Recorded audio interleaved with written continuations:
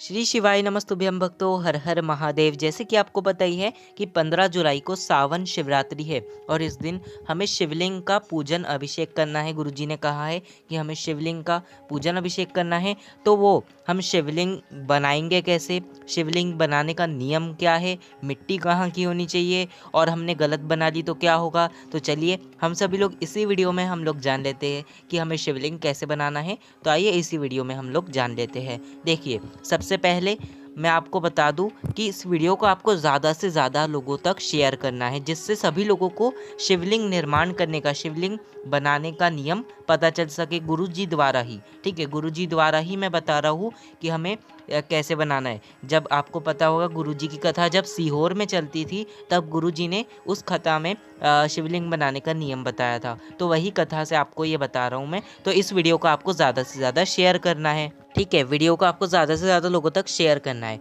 अब जानते हैं हम सभी लोग सबसे पहले कि हमें मिट्टी कैसी लेनी है। ठीक है, सबसे पहले जानते हैं हम सभी लोग यही। ठीक है, अगर आप ब्राह्मण हो, ठीक है, अगर आप ब्राह्मण हो तो आपको वाइट कलर की जो मिट्टी आती है वाली ले लेना है। ठीक है, ब्राह्मण हो तो वाइट मिट्टी, क्षत्रिय हो तो आपको लाल मिट्टी लेना है। ठीक है, जो आपको स्क्रीन पर मैंने चारों मिट्टियाँ दिखा रहा हूँ। ठीक है, ब्राह्मण को कौन सी लेना है, सफ़ेद, क्षत्रिय को लाल और वैश्य को पीली।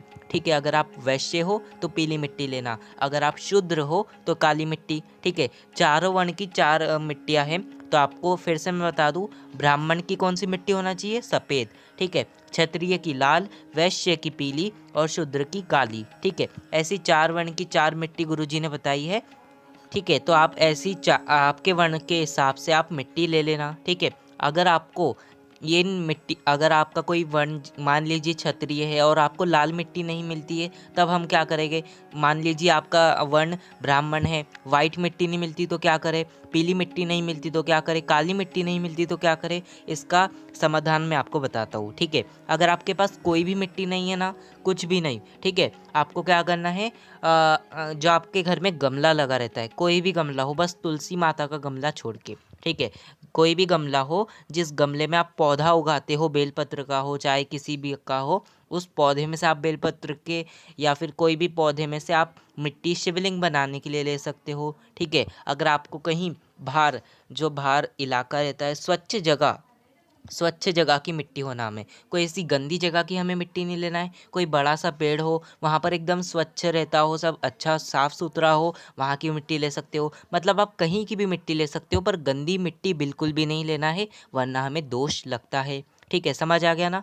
मिट्टी आपको गंदी नहीं लेना है, चाहे आप घर के वृक्ष से ले लो, चाहे आप बाहर के वृक्ष से या फिर कहीं से भी ले सकते हो, पर साफ़ सुथरी मिट्टी होना। ठीक है, और आपको वर्ण के हिसाब से मिट्टी नहीं मिलती है तो आप कोई भी मिट्टी ले सकते हो। ठीक है, मिट्टी का समझ आ गया कि हमें मिट्टी कैसी लेनी है।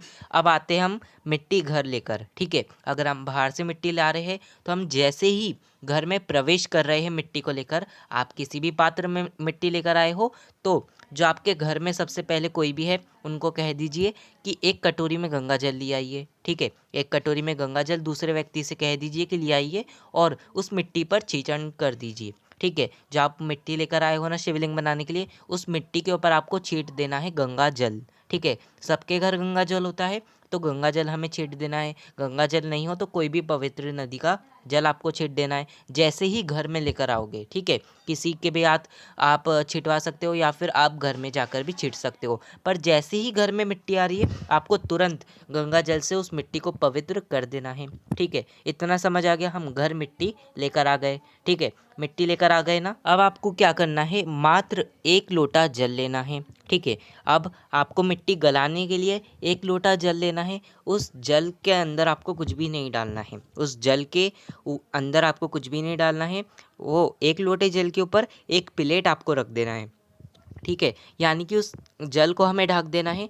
ढकने के बाद उस जल के ऊपर, उस प्लेट के ऊपर आपको एक चावल का दाना रख देना है। क्या रखना है, एक चावल का दाना। ठीक है, इस जल को आपको, आपका जो किचन होता है जिसमें आप पानी पीते हो, आरओ के पास या फिर पितृ जहाँ पर निवास करते हो, जहाँ आप मटका भरते हो, हंडा भरते हो, जो भी भरते हो, जहाँ से आप पानी पीते हो, उस जगह पर इसको आपको रख देना है।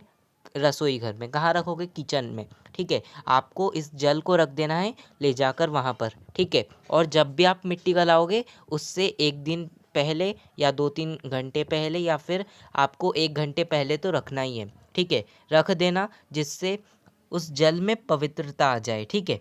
तो आपको ऐसा का ऐसा ही कलश आपके किचन में रख देना है। रख दोगे उसके बाद आपको कुछ नहीं, जब आप शिवलिंग बनाओगे, ठीक है। सबके मन में ये प्रश्न है कि हम शिवलिंग कब बनाएंगे, तो मैं आपको बता देता हूँ कि हमें शिवलिंग 15 जुलाई के दिन ही बनाना है। किस दिन बनाना है?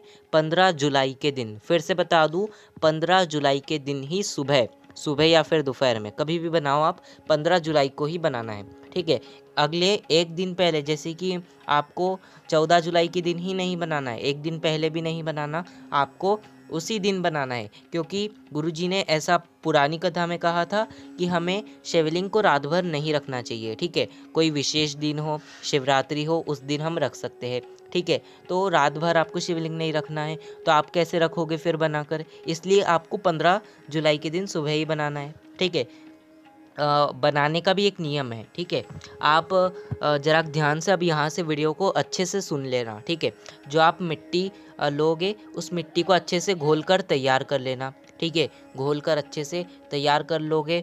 जो जल कौन सा लोगे? जो मैंने आपसे रखवाया था किचन में, जो रसोई घर में जल रखवाया था ना, उसी जल से अच्छे से मिट्टी को घोल लीजिए, अच्छे से तैयार कर लीजिए मिट्टी को, ठीक है। मिट्टी को तैयार कर लोगे जब भी बनाने बैठोगे। उसके बाद आपको एक बेलपत्र लेना है। क्या लेना है? एक बेलपत्र। बड़ी बेलपत्र हो तो बहुत ही अच्छी बात है, ठीक है। एक बेलपत्र भी ले लोगे और आपको एक बड़ी सी थाली या फिर थाली कोई भी ले लेना है, ले लोगे। उस थाली के नीचे एक बेलपत्र को हमें रख देना है। रख दोगे। बेलपत्र की डंडी आपको उत्तर दिशा की ओर रखना है। किस किस ओर रखना चाहिए? उत्तर दिशा की ओर। याद रखना, जब भी आप शिवलिंग बनाने बैठो, बेलपत्र जब थाली के अंदर रखोगे तो बेलपत्र की डंडी उत्तर दिशा की ओर होनी चाहिए, ठीक है। उत्तर दिशा की ओर रखने के बाद शिवलिंग का आपको निर्माण करना शुरू करना है, ठीक है। शिवलिंग निर्माण करने का ये नियम है।